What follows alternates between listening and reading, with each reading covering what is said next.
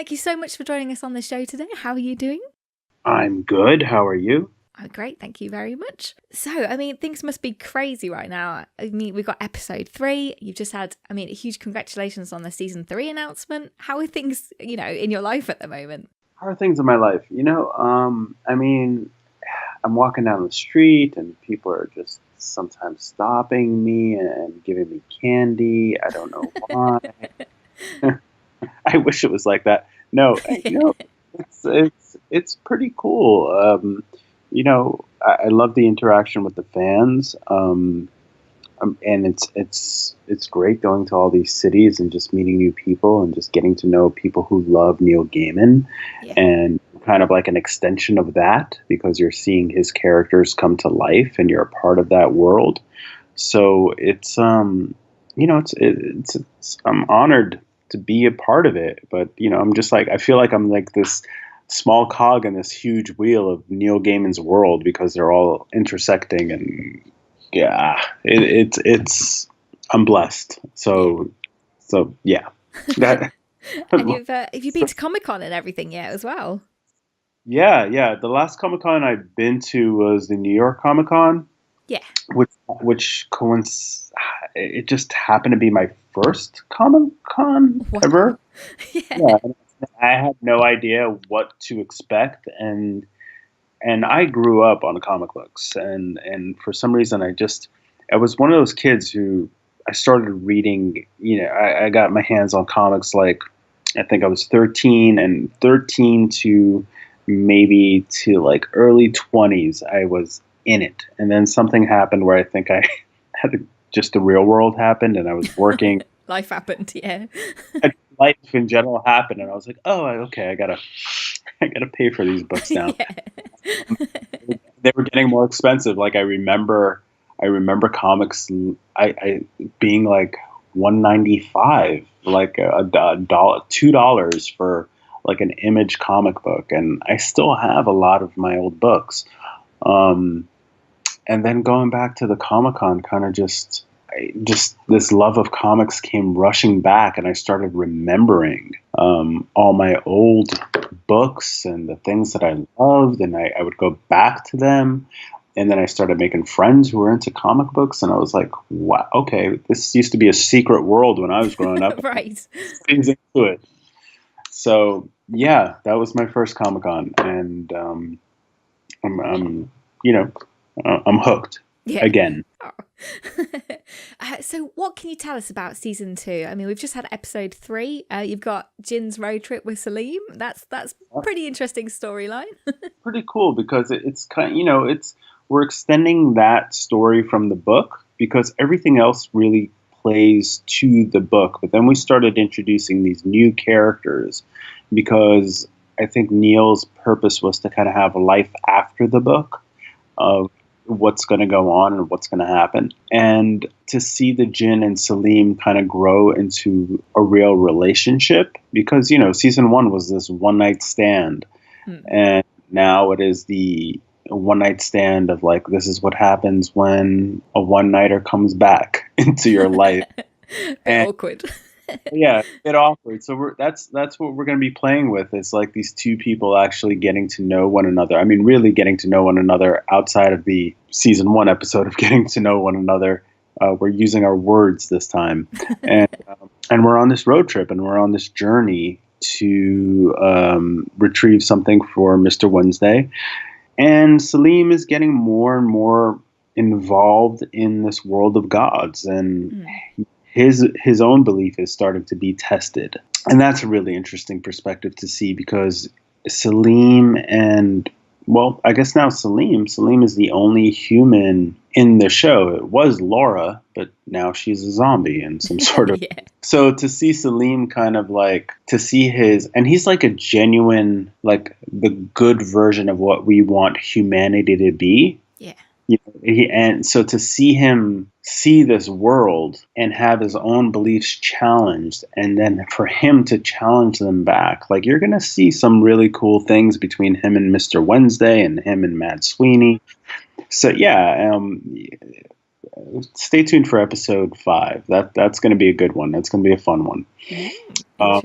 So yeah, I guess that's a bit of what I could tell you what's going to happen, and I don't want to ruin episode 8, but something really tragic is going to happen in that one, which is going to extend and definitely challenge their relationship. So we have a lot to see when it comes to that. I don't want to say any more.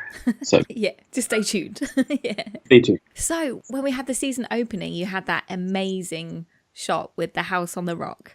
I Yeah. went to kind of like a press conference with some of the cast, and they were saying some really weird things happened.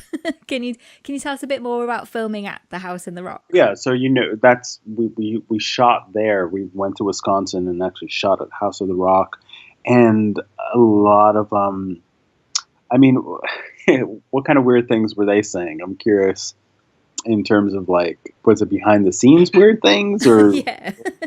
okay? I mean, for me and Omid Abtahi, who plays Salim, like we were just roaming around when we weren't shooting, and there's a lot of freaky things in that house. There Yeah. is a bit of mysticism, and to see somebody build weird upon weird upon weird, and it Yes. keeps going is you're gonna have a little bit of I think mystic. I could swear there was a doll who looked at me Whoa. funny in one of those rooms, and Salim, I'm sorry, Omid was I call him Salim now. Omid was actually laughing and saying, "No, he goes, it's playing in your mind," and I was like, "I'm telling you, this room of dolls is not the safest place we should be in right now." That's terrifying. It's a terrifying place, but it Yeah. is a fun place, and everybody should go and see it because I don't think there's anything like it in the world. Yeah. I mean, it's definitely just completely out there, isn't it? And it was just a perfect setting, I think, Yeah, for the TV show. yeah, yeah. And there's that great line that Orlando's character, Mr. Nancy, says. He goes, there's a Frank Lloyd Wright designed houses in this area, and this is his evil twin brother, Frank Lloyd Wrong, because there is like a Frank Lloyd house is surrounded Yeah. by by that by around House of the Rock. So it's kind of weird to see this beautiful, one of just this great architect, and then this guy Yeah. just it stands out.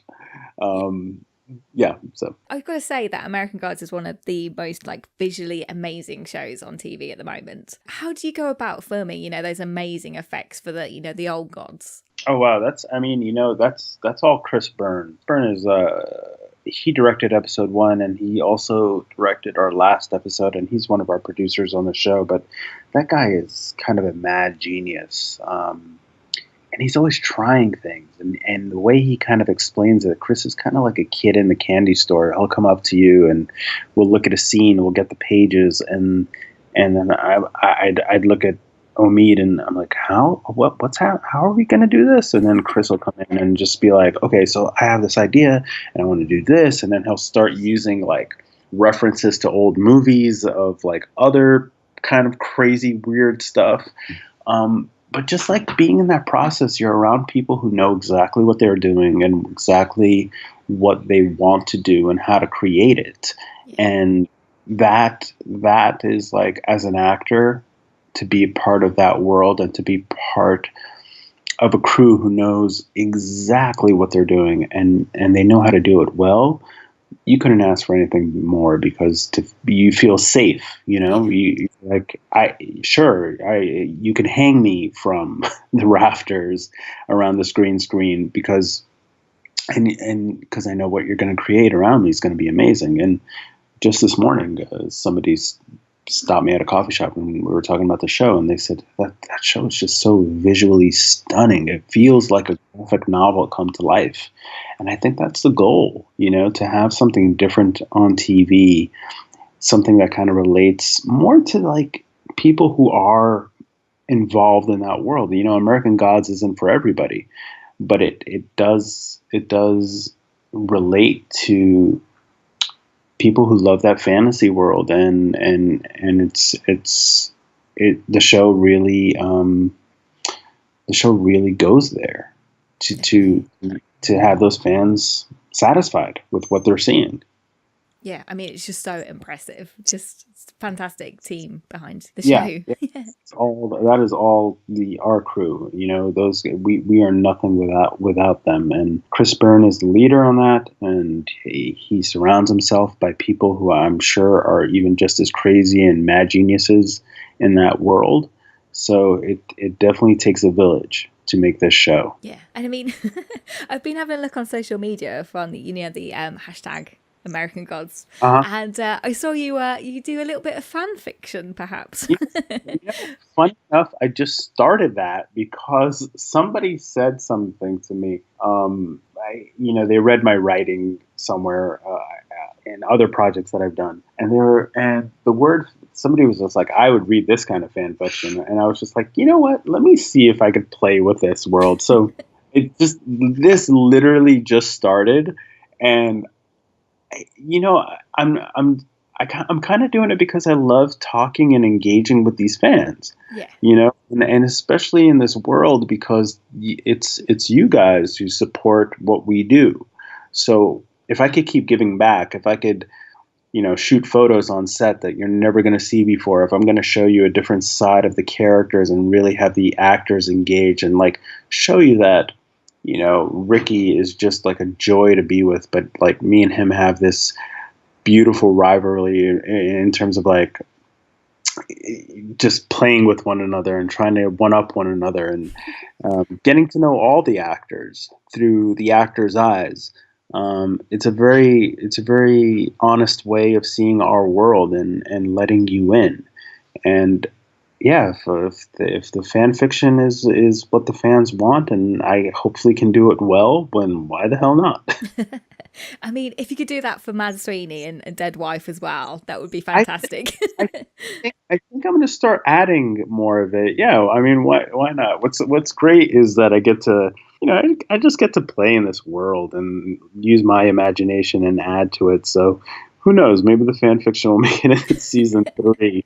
Yeah. And suddenly me and Salim are in a forest doing certain things for the fans. So here's to hoping, just Watch promote this it. space. Yeah, nice. So, are you looking forward to Good Omens at all? Because that looks just fantastic, doesn't it? Yeah. Oh my God. Yes. And the cast is insane. And I got to work with John Hamm before, so seeing him in this, and we were at a party where they kind of did a American Gods, Good Good Omens kind of like get together at South by Southwest, and Yeah. just seeing those guys all together, and I'm like, this is going to be a beat. Amazon is making a very good choice Yes. by promoting more Neil Gaiman stuff. So yes, I'm very excited to see that. So, last question: are you working on anything else at the moment, or is it just all hyping up for season 3? No, I'm working on a feature film that I wrote, and hopefully that'll come together, and I got a good crew of people around it. But it's a very personal, intense story that that deals with being Arab American in America. So I grew up in New York City, and I was just part of that world pre 9/11, and after 9/11 things just changed for a lot of people. So the film really dives into that. And it dives into a young Arab American boy kind of like coming of age and trying to figure out his own life the day before and the day after 9/11. So it's definitely a left turn. See, I could be intense when people want.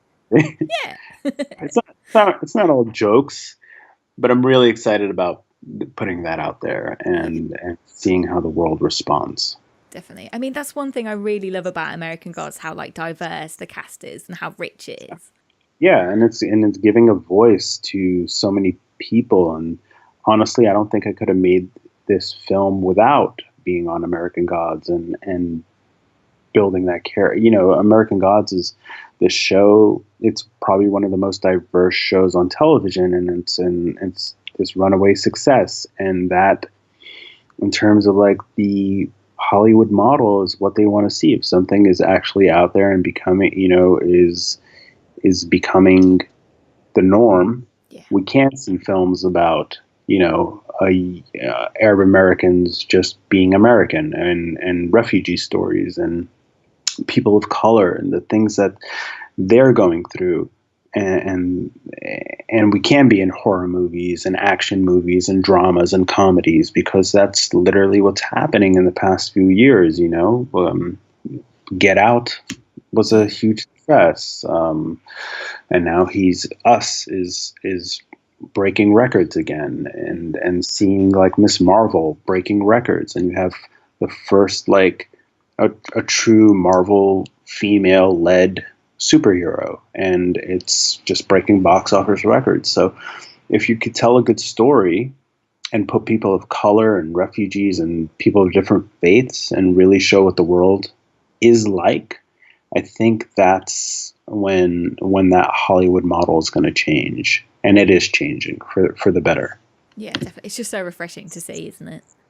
Yeah, we love these stories and we love movies of the past, but the world's evolving, and we want to grow, and we want to see more people who look like us on the screen, and I'm glad that I could be a part of that, because it took me a while to get to where I'm at, and so I want to enjoy the ride, and hopefully people of the younger generation can see the stuff that I'm doing, and that they can grow on that the same way that people would see old Spike Lee movies and now want to make those kind of films. Or we have to evolve, and just a form of evolving. Definitely. Wow. Yeah, on that note, amazing. Well, thank you so much for taking the time out to join us today. Yeah, definitely. And thank you so much for asking me to do this. Anytime. We can always talk about anything geeky. Fantastic. Definitely the guy, because you guys have a hope. Of course. Yeah, fantastic. So American Gods is out on Amazon Prime every Monday in the UK. And is it STARZ on Sunday, the day before, in the US? Yes. And please watch. Yes, definitely. Well, thank you so much, and I hope you have a great rest of your day. You too. Thanks again.